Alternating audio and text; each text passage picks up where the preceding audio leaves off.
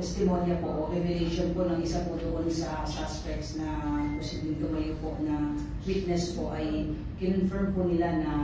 patay po si Isman. Lumalabas po na nung araw po na siya po ay inabduct po ay dalawa po ang naging tama po nito sa hita at sa Minchan, at habang siya po ay tinatransport sakay po ng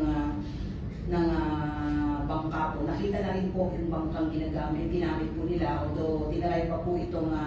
itago at pinintahan po ng ibang kulay po. Pero na-trace na rin po yan at na-locate din po yan. At base nga po doon sa revelation po ng isa sa mga suspects po ay